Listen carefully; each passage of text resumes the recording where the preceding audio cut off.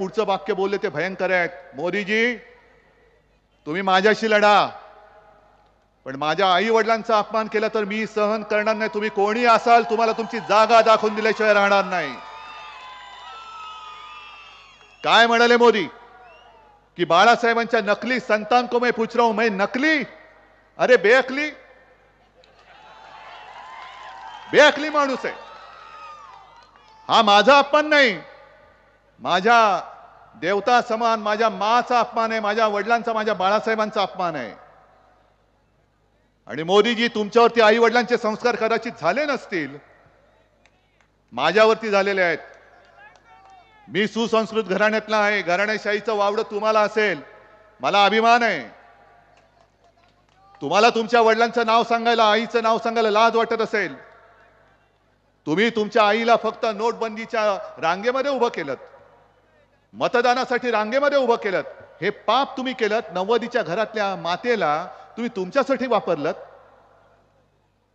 तसा तेवढा मी निर्दयी नाहीये, कारण आमचं हिंदुत्व हे पितृदेव भव, मातृदेव भव, गुरुदेव भव हे सांगणारं आमचं हिंदुत्व आहे. आणि जास्त तुम्ही बोलण्याचा प्रयत्न करू नका. बाळासाहेबांचं नकली संतान पहिलं म्हणजे बाळासाहेब बाळासाहेब बोलण्याच्या आधी हिंदू हृदय सम्राट बोलायला शिकावं, नाहीतर मी तुम्हाला शिकवणी लावतो.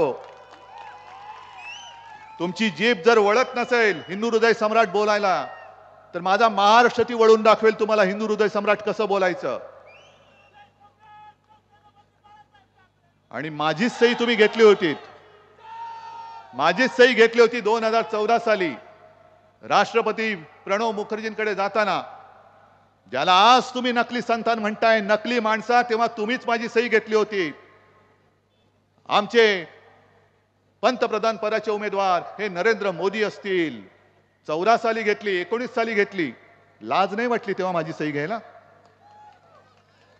आता उद्या 17 तारखेला मुंबईत येत आहेत, शिवाजी पार्कला येतील, बाळासाहेबांच्या स्मारकावरती जातील, नाग रगडतील, स्टेजवर जाऊन बाळासाहेबांची आठवण काढून ढसा रडतील. हो, हे नकली माणसं आहेत, बेअकली माणसं आहेत. उघड बोलतो, कारण मला जर नकली संतान म्हणत असाल तर तुम्ही सुद्धा नकली आणि बेअकली आहात. पण आता तुमची बूंद सी गई है, वो नौटंकी से नहीं आने वाली.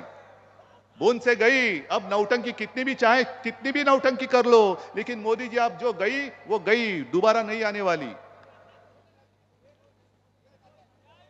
तुम्ही या माझ्या शिवसेनेला नकली म्हणता, तुम्ही बाळासाहेबांच्या सुपुत्राला नकली संतान म्हणताय. तुम्हाला मान्य आहे का रे? ज्या ठाकरे घराण्याने अगदी माझ्या आजोबांपासून महाराष्ट्राची सेवा केली आणि आम्ही तुमची साथ सोडली, तुम्ही आम्हाला ढकललं. 2014 साली लोकसभेपर्यंत आम्ही तुमच्या सोबत होतो आणि 2014च्या ऑक्टोबर मधल्या विधानसभा निवडणुकीत एकनाथ खडसेंनी मला फोन करून सांगितलं होतं की उद्धवजी, आमचा वरिष्ठांचा निरोप आलाय की आता यापुढे आपली युती तुटली. म्हणजे तुम्ही आमचा वापर करून घेऊन फेकायला दोनदा प्रयत्न केला. 2014 साली केला, 2019 ला केला. 19 साली लोकसभा जिंकलो, पण विधानसभेमध्ये कोल्हापूरचे एक भाजपाचे नगरसेवक आहेत, माजी नगरसेवक, त्यांनी एक गौप्यस्फोट केलाय आणि त्यांनी सांगितलं फार भयानक आहे. त्यांनी काय सांगितलं की यांचे जे चंद्रकांत पाटील, चंपा, म्हणजे तुम्हाला सगळं माहिती आहे, त्या चंद्रकांत पाटलांनी सांगितलं होतं की शिवसेनेचे उमेदवार पाडा. हे पाप आम्ही कधी केलं नव्हतं ना. मी आज जाहीर विचारतो, इकडे सगळे तुम्ही या शिर्डी मतदारसंघातले आलेला आहात, जे जे मतदारसंघ भारतीय जनता पक्षाला दिले होते त्याच्यात मी एकाला तरी निरोप दिला होता की भाजपचा उमेदवार पाडा?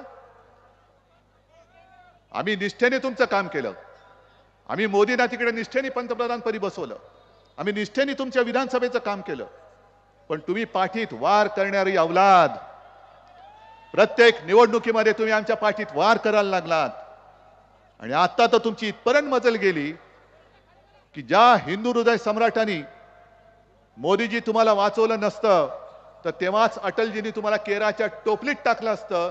त्या शिवसेना प्रमुखांच्या पुत्राला तुम्ही युती तोडली तरी आम्ही खपवून घेतलं आणि आज तुम्ही मला खोटं पाडलं म्हणून मी तुमची युती तोडली तर मला नकली संतान म्हणतात.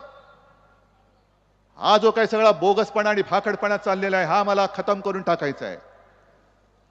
आमची वीके न्यूज, राष्ट्र के नाम.